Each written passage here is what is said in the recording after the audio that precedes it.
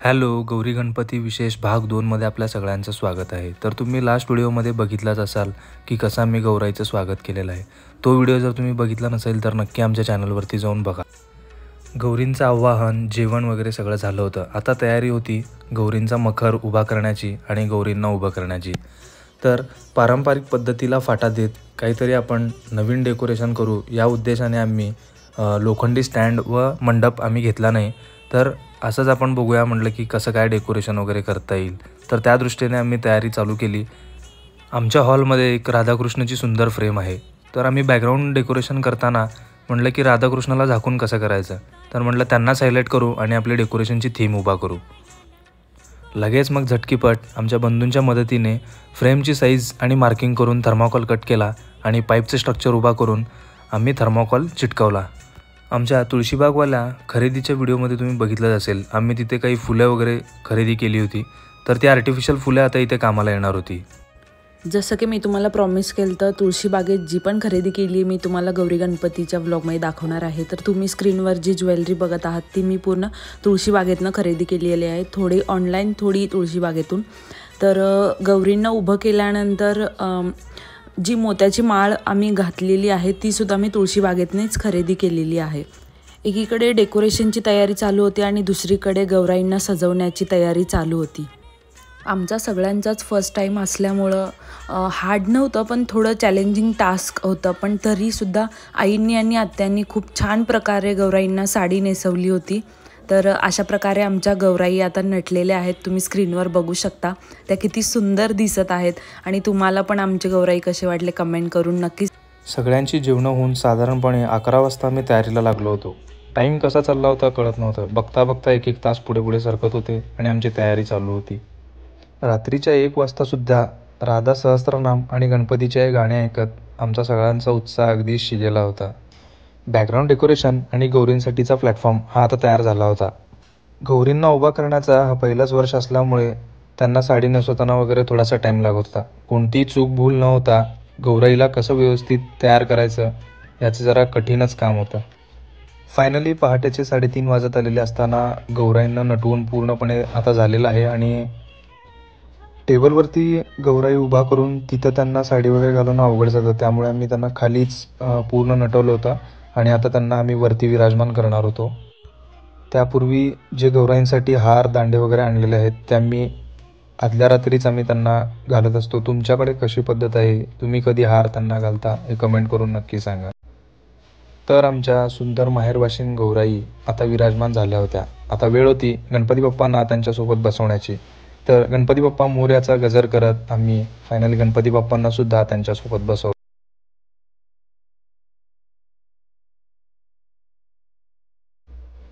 गौरी आणि गणपती तर झाले, पण आता प्लॅटफॉर्मला फायनल टच देऊन आता वेळ होती पिलवंडांना उभ्या करण्याची.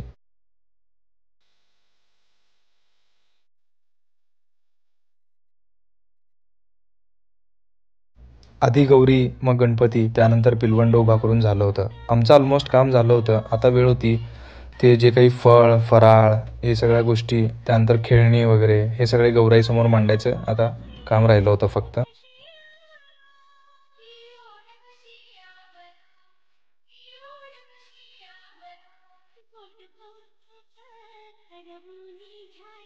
फायनली पहाटेच्या 4-4:30च्या दरम्यान गौराई पूर्णपणे थाटामाटात उभारली होती आणि ऑलमोस्ट आता सगळं काम झालेलंच होतं.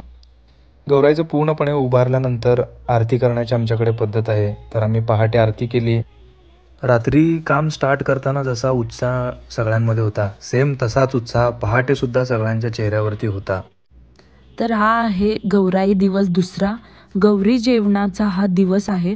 तर या दिवशी आमच्याकडं गौरींच्या रूपात सुवासिनींना जेवणासाठी बोलवण्यात येतं आणि त्याचबरोबर कुमारिकांना सुद्धा जेवू घालतो आम्ही.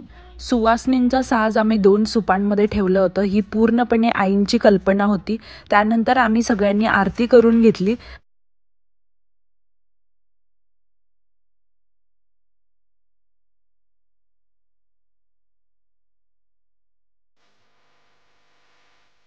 सुवासिन जेवणासाठी आत्या आणि संध्या काकूंना आमंत्रण दिलं होतं.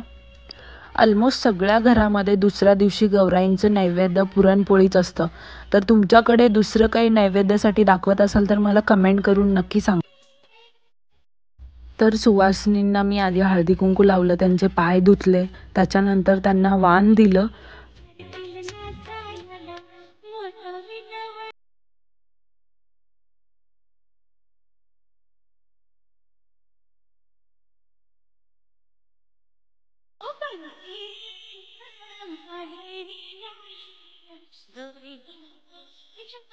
सुवासिनीनंतर टर्न होती इवल्याशा कुमारिकांची. तर कुमारिका म्हणून होत्या प्रणाली, श्रद्धा आणि आराध्या. कुमारिकांचे पाय धुताना मला माझं बालपण आठवलं. मला पण आमच्या घराच्या शेजारी कुमारिका म्हणून बोलवायचे. सुवासिनींचं जेवण झालं आणि घरात जेवणाच्या पंक्ती बसू लागल्या. मित्र परिवार आणि सोसायटीमध्ये ज्यांच्या घरी लक्ष्म्या नाही आहेत त्यांना जेवणासाठी आमंत्रण दिलं होतं. तिसरा दिवस गाठी घेणे किंवा दोरी घेण्याचा असतो, तर त्याची तयारी आम्ही आदल्या दिवशी संध्याकाळीच करून ठेवली होती. गौराईच्या सणामध्ये गाठी घेण्याला एक विशेष महत्त्व आहे. जेव्हा आपण ह्या गाठी विसर्जन करतो, जर त्या कोणाला भेटल्या तर तिथून त्यांच्या घरीसुद्धा गौराई बसवण्याची परंपरा चालू होते.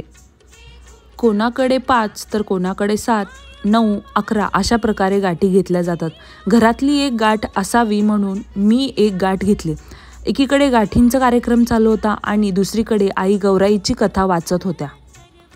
गाठी घेऊन झाल्यानंतर कुणी त्या गाठी गौराईंच्या गळ्यात घालतात तर कुणी डोक्यावर ठेवतात. आमच्याकडे गौराईंच्या डोक्यावर ठेवण्याची प्रथा आहे. तुमच्याकडे कशी प्रथा आहे मला कमेंट करून नक्की सांगा. त्यानंतर आम्ही सगळ्यांनी मिळून आरती केली आणि सगळ्यांच्या सुखी आयुष्यासाठी प्रार्थना केली. फोटो गॅलरीमध्ये नक्की बघा की आम्ही संध्याकाळी कोणाकोणाच्या गौराईंचं दर्शन घ्यायला गेलो होतो. तर तुम्हाला हा गौरी गणपतीचा व्लॉग कसा वाटला मला कमेंट करून नक्की सांगा. तर चला तर मग भेटूया पुढच्या व्लॉगमध्ये. थँक्यू. बाय.